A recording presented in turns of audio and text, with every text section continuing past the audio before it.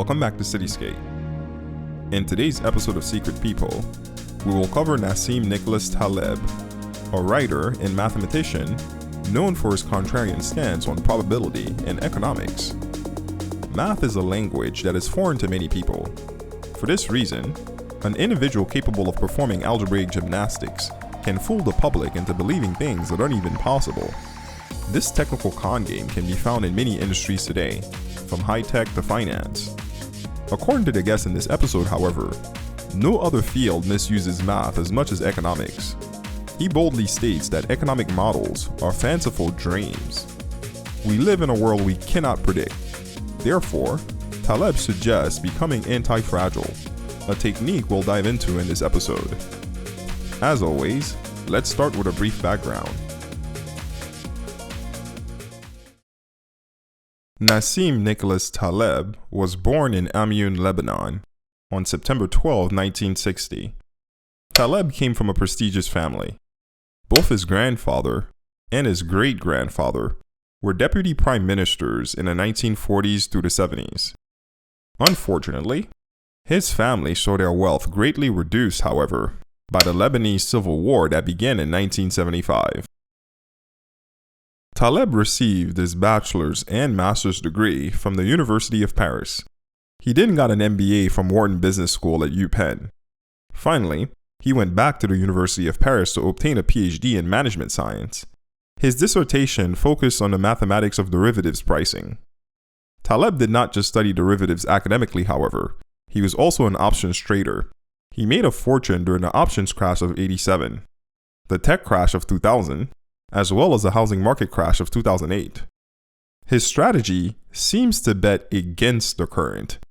Thus, his investment career has included several jackpots, followed by lengthy dry spells. He's also been a hedge fund manager and professor at several universities. Taleb is known for his contrarian thoughts. He's written several books, but the most well-known are Fooled by Randomness, Black Swan, and Antifragile. I've been a long-time reader of Taleb and have observed his writing mature over the years. For this reason, I will only cover what I believe to be his best work, Antifragile, a book I believe is culturally important. Let us begin by defining fragility. An object is fragile when it is very easily harmed by change. What then is the opposite of fragile? Most people think robustness is the answer, but that is wrong. An object that is robust is indifferent to change. The opposite of fragile is antifragile, something that benefits from change. Here's a quote from the book defining what antifragile is. Some things benefit from shocks. They thrive and grow when exposed to volatility, randomness, disorder, and stressors and love adventure, risk and uncertainty. Yet in spite of the ubiquity of the phenomenon, there's no word for the exact opposite of fragile. Let's call it antifragile. Antifragility is beyond resilience or robustness. The resilient resists shocks and stays the same. The antifragile gets better. This property is behind everything that has changed with time. Evolution, culture, ideas, revolutions, political systems, technological innovation, cultural and economic success, and corporate survival. The antifragile loves randomness and uncertainty, which also means, crucially, a love of errors, a certain class of errors. Antifragility has a singular property of allowing us to deal with the unknown, to do things without understanding them, and do them well. We live in a time of major changes. Most people try to prepare for this rocky future by anticipating the changes that are coming, but this approach is flawed.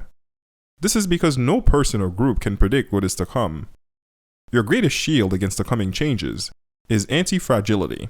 Here's Taleb's words again on a subject.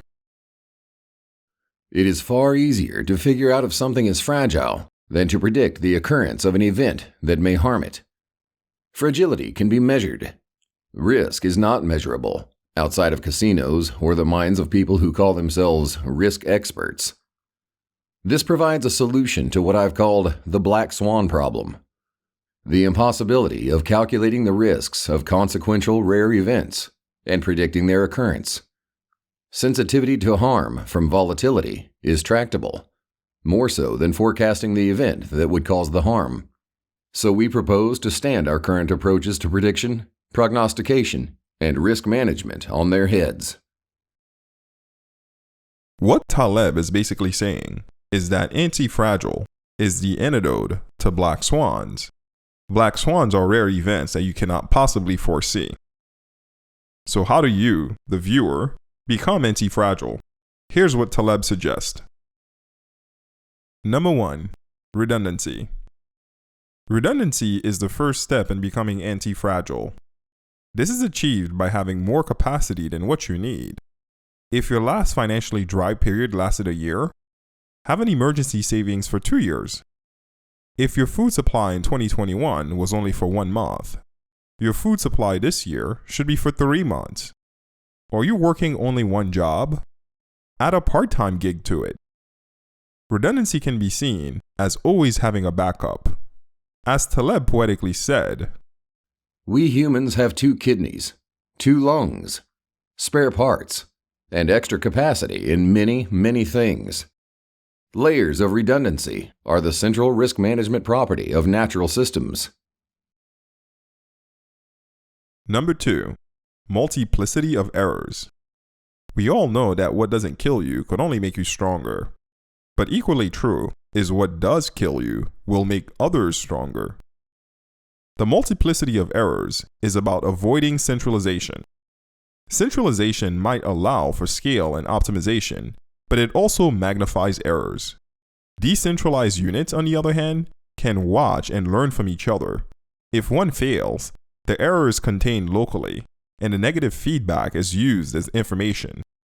This negative feedback from local errors is what evolves the system as a whole. It is how the antifragile object actually gains from disorder. Multiplicity of errors is about not putting all your eggs in one basket. Avoid centralizing and use local negative feedback as information. Number 3. Maximize randomness or trial and error. Our natural tendency is to resist randomness and settle into patterns. Taleb warns that this tendency hurts antifragile systems like our body or the economy. Instead, he recommends maximizing exposure to the randomness of life. This is how the system evolves and improves, through trial and error. Taleb would accurately say, "Depriving natural systems of volatility, randomness, and stressors will harm them. They will weaken, die, or blow up. We have been fragilizing the economy, our health, political life, education, almost everything, by suppressing randomness and volatility." One technique Taleb proposes is the dumbbell strategy. Imagine a dumbbell where on one end, you have very safe, ultra-conservative investments, like gold and real estate. And on the other end, you have very risky, highly speculative bets, such as cryptocurrency, options, etc. The first end of the dumbbell gives you safety. The second gives you volatility exposure, allowing you to benefit from chaos. This technique gives you the best of both worlds, and avoid the middle-of-the-road strategy that most people take when it comes to investments. It is not just the economy that needs randomness, however. Your walking pattern does too. To discover cool locations you would have never looked for, download the Cityscape app to find cool secret spots.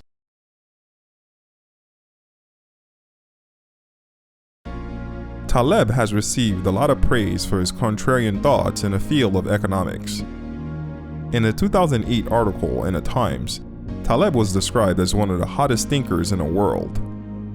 The Nobel laureate, Daniel Kahneman, author of Thinking Fast and Slow, proposed the inclusion of Taleb's name among the world's top intellectuals, saying, quote, "Taleb has changed the way many people think about uncertainty, particularly in the field of financial markets." End quote.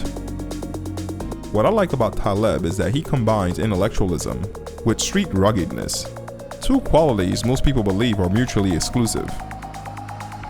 Taleb is still actively writing and teaching, so he's very much a living secret. We have a rocky period coming ahead of us. I don't care what financial media you listen to. Absolutely no one knows what will transpire. Stop looking at predictions and start making yourself anti-fragile. See you next time.